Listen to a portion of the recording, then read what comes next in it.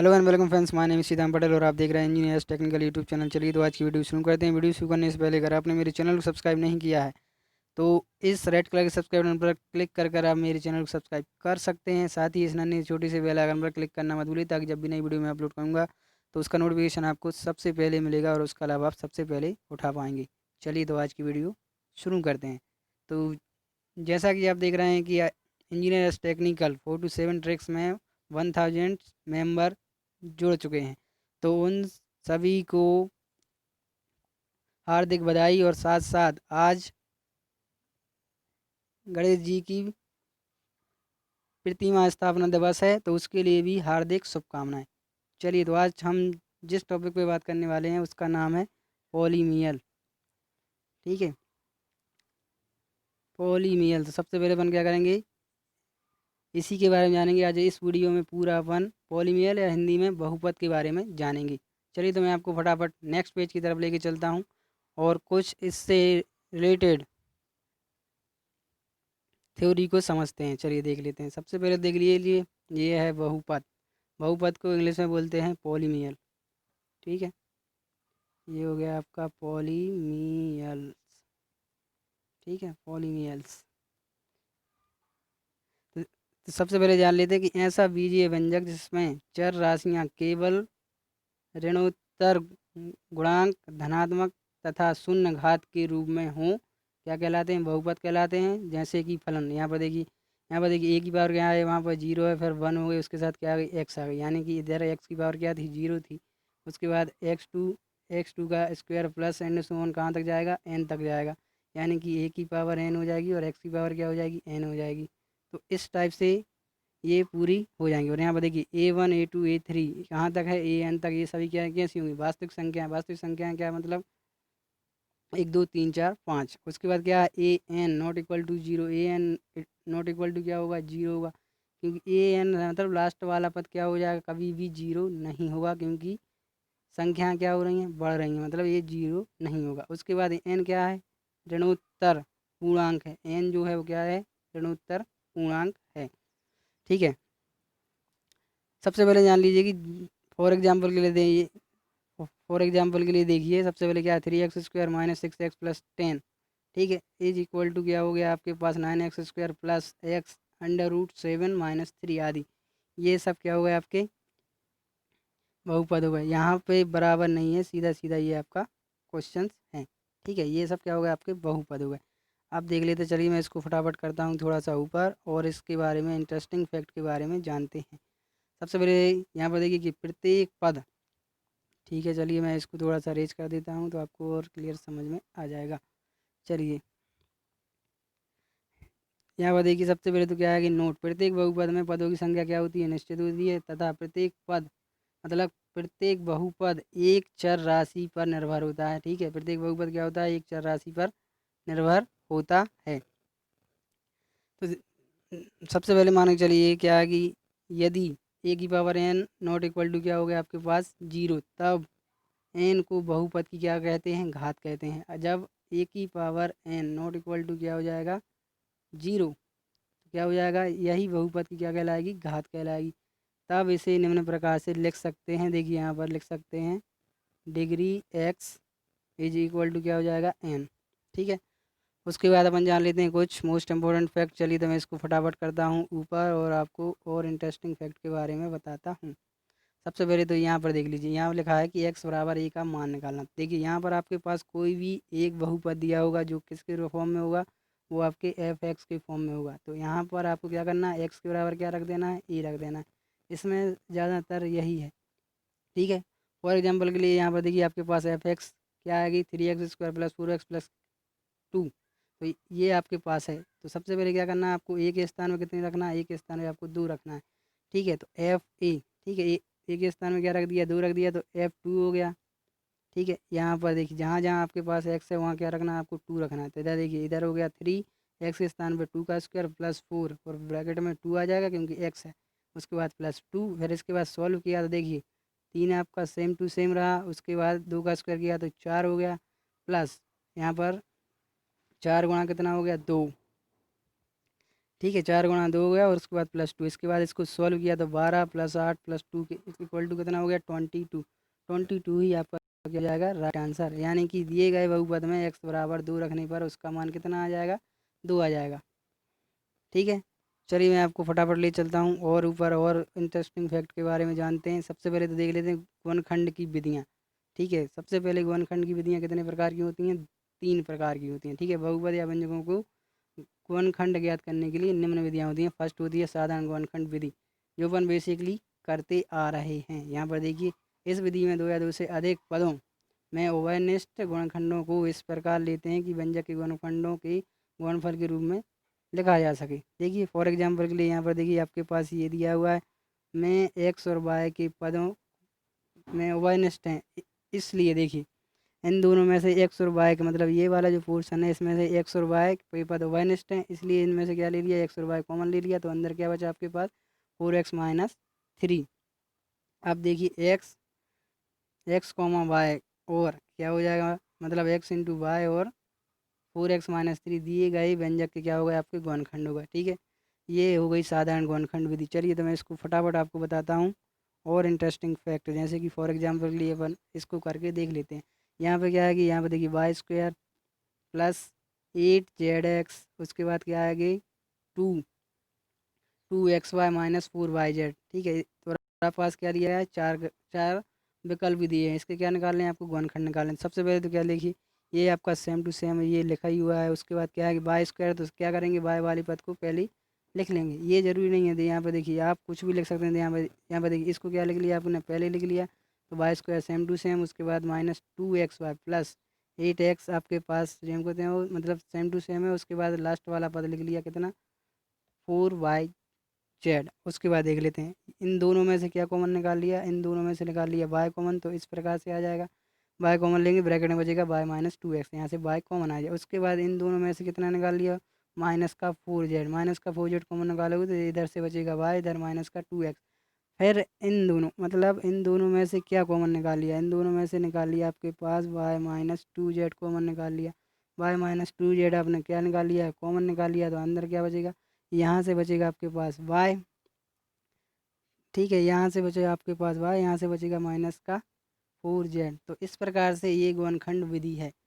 चलिए मैं आपको ले चलता हूँ और आगे और अपन जानते हैं। चलिए आपको मैं नेक्स्ट पेज पे ही लेके चलता हूँ, सेकंड विधि को जानेंगे। सबसे पहले तो देखिए पहली विधि क्या थी गुणनखंड विधि, जो आपकी साधारण थी, जो अपन पहले कर रहे हैं। गुणनखंड की अलग से वीडियो बनेगी जिसमें आपको हर प्रकार की विधि मिल जाएगी। फिलहाल में मैं आपको बहुपद से रिलेटेड पूरी जानकारी बता देता हूँ।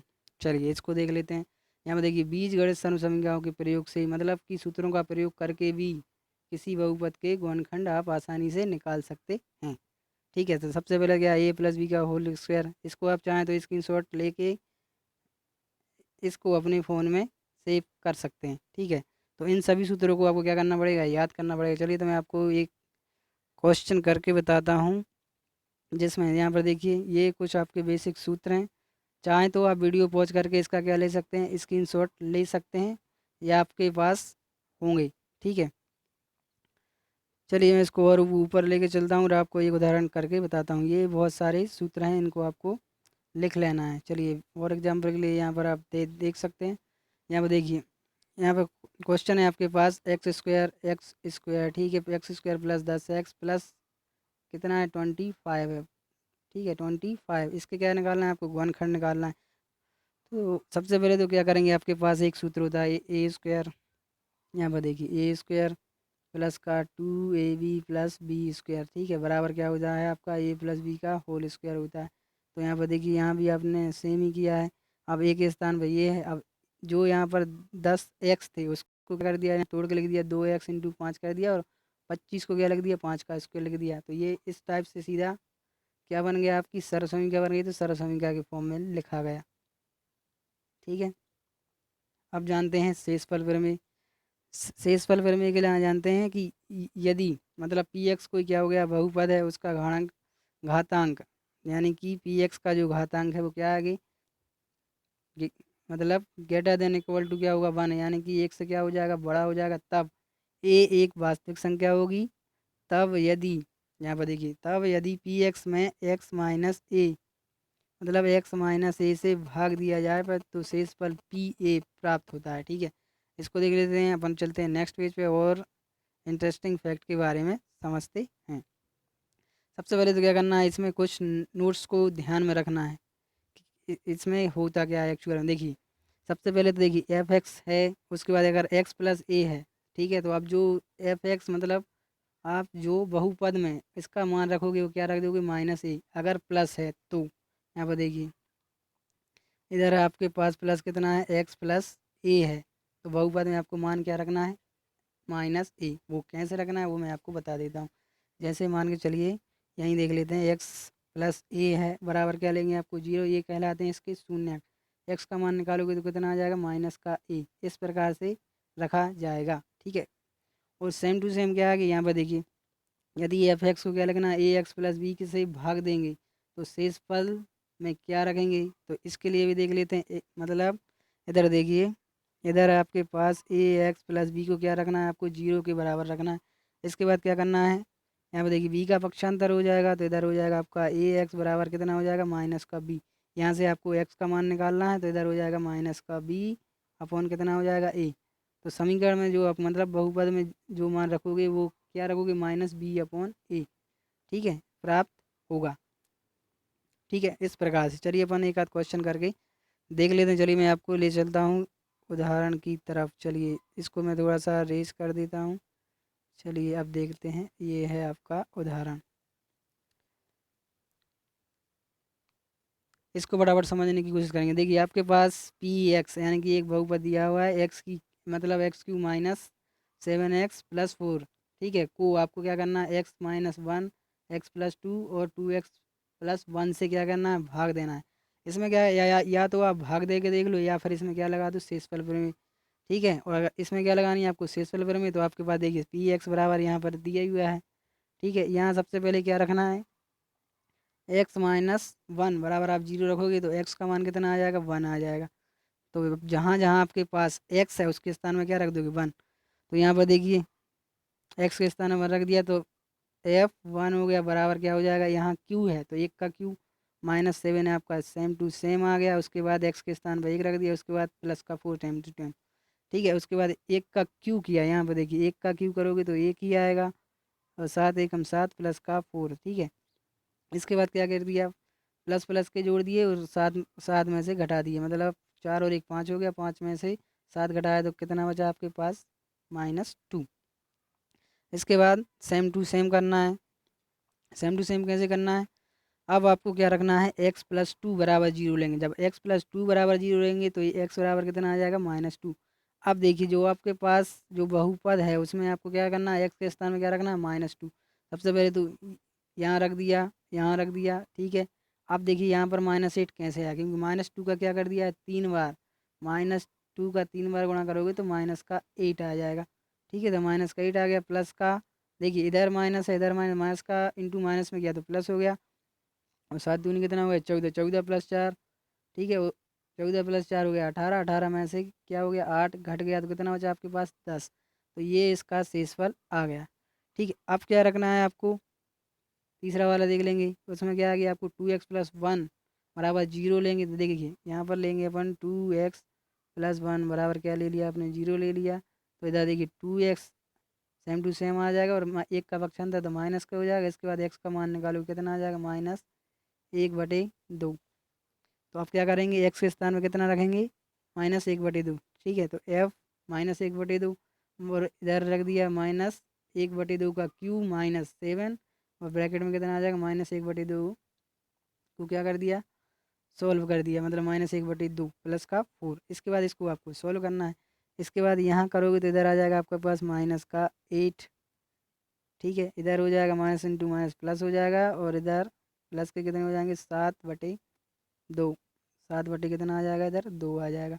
उसके बाद प्लस का कितना हो जाएगा, 4। और इसको जब आप सॉल्व करोगे तो आपके पास जो राइट आंसर आएगा वो कितना आ जाएगा, 7 सही 3/8। तो यही आपका क्या हो गया, शेषफल, यानी कि आपने तीनों शेषफल निकाल लिए। ठीक है, जो आपका पहला शेषफल आया था वो कितना था, तो इसका जो राइट आंसर होगा वो कितना होगा, पहले ही का कितना है आपके पास, 7। ठीक है, मतलब पहला है 7 सही 3/8, उसके बाद है 10, उसके बाद -2। तो यहाँ पर देख लीजिए, आपको यहाँ पर फर्स्ट ऑप्शन ही मिल जाएगा। ठीक है, फर्स्ट ऑप्शन आपका क्या हो जाएगा, करेक्ट आंसर। चलिए मैं आपको नेक्स्ट पेज पर ले चलता हूँ और मोस्ट इंपॉर्टेंट फैक्ट के बारे में जानते हैं। यहाँ पर देखिए गुणनखंड प्रमेय होती हैं। सबसे पहले तो गुणनखंड प्रमेय के बारे में क्या करेंगे, अपन समझ लेंगे कि गुणनखंड प्रमेय आखिर होती क्या है। इसके कुछ मोस्ट इंपॉर्टेंट फैक्ट हैं, सबसे पहले इसको समझेंगे। यहाँ पर देखिए, यदि आपके पास क्या दिया है, पी एक्स की जो घात है एन, एन बड़ा हो किससे, 0 हो, तथा ए कोई कैसी हो वास्तविक संख्या, तो तब आपके पास कुछ निम्नलिखित रिलेशनशिप बन जाते हैं। जैसे कि पी ए बराबर क्या हो गया, 0। यानी कि कोई भी आपके पास दिया हुआ है कि अगर पी ए, अगर कोई भी मतलब कोई भी बहुपद में उसका मान रख देंगे और उसका मान क्या आ गया, 0, तो उसका मतलब ये होता है कि एक्स माइनस ए जो है वो पी एक्स का क्या है, गुणनखंड है। ठीक है, ये मैंने आपको बता दिया। अब देखिए सेकंड नंबर पे क्या है, यदि एक्स माइनस ए, ठीक है, अब देखिए इसके जस्ट क्या है, अपोजिट है। अगर एक्स माइनस जो ए है वो क्या है, पी एक्स का क्या है, एक गुणनखंड है। मतलब पी एक्स का एक गुणनखंड है।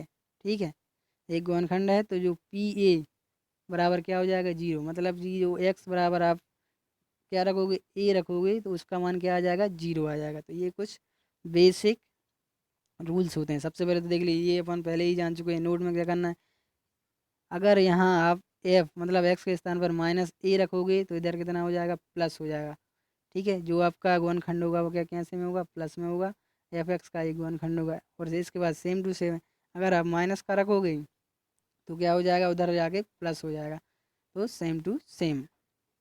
अब देख लेते हैं क्वेश्चन, जो कि बहुत ही मोस्ट इम्पोर्टेंट क्वेश्चन है और ऐसे क्वेश्चन आपको पेपर में मिल जाते हैं। ठीक है, सबसे पहले देखिए एफ एक्स। देखिए एफ एक्स आपके पास कितना है, x cube plus a square plus b x plus 6। ये आपका क्या है कि एफ एक्स। और इसके बाद क्या दिया हुआ है, आपके दो गुणनखंड दिए हुए हैं। ठीक है, ये देखिए एक गुणनखंड तो आपके पास पहले ही दिया हुआ है और एक में कह दिया गया है कि x-3 से भाग दिया जाए तो शेष पर कितना आता है, 3 आता है। तो आपको क्या करना है, ए और बी के मान निकालना है। ठीक है, सबसे पहले तो क्या करना है आपके पास, देखिए x-2 को लेकर सॉल्व करेंगे। मतलब इसका एक गुणनखंड है, मतलब कि x माइनस मतलब f2 बराबर कितना हो जाएगा, 0। तो इस पूरे बहुपद में क्या कर दिया है, f मतलब x के स्थान में क्या रख दिया है, 2 रख दिया है और उसके बराबर कर लिया है 0, क्योंकि यह इसका एक गुणनखंड है। ठीक है, तो ये वाला हो गया। अब देखिए जब इसको आप सॉल्व करोगे तो आपके सामने कुछ इस टाइप से आ जाएगा। तो ये आपका बन जाएगा समीकरण नंबर 1। चलिए मैं आपको आगे लेके चलता हूँ और मैं उसमें आपको मोस्ट इम्पोर्टेंट पॉइंट्स बताता हूँ। चलिए यहाँ पर देख लेते हैं। अब उसके बाद शेषफल प्रमेय से क्या है कि f3 मतलब कि x-3 से अपन ने क्या कर दिया है, भाग देने पर शेषफल कितना आ रहा है, 3 आ रहा है। मतलब कि f3 बराबर कितना हो गया, 0। अब जहाँ जहाँ आपके पास x है वहाँ क्या रख दिया आपने, 3 रख दिया। 3 रखने के बाद इसको क्या करना है, सॉल्व करना है। सॉल्व करने के बाद आपके सामने कुछ इस तरह की इक्वेशन बन जाएगी। ठीक है, अब आपके पास दो समीकरण बन गए हैं। अब इनको आपको सॉल्व करके क्या करना है, ए और बी के मान निकालना है। तो इसके लिए आप दो मेथड अप्लाई कर सकते हैं। इसकी तो 5 मेथड होती हैं, लेकिन फिलहाल में आप दो मेथड अप्लाई कर सकते हैं। फर्स्ट होती है विलोपन और उसके बाद सेकंड होती है प्रतिस्थापन। ठीक है, सही। यहाँ पर देखिए यहाँ यूज हो रही है यहाँ पर विलोपन। तो देखिए सबसे पहले तो क्या करते हैं विलोपन विधि में, यहाँ पर देख लीजिए जो सेम रहता है उसको क्या कर देते हैं, घटा देते हैं। तो समीकरण 1, ठीक है, यहाँ पर देख लेते हैं समीकरण 1 और समीकरण 2 को क्या कर दिया, घटाने पर।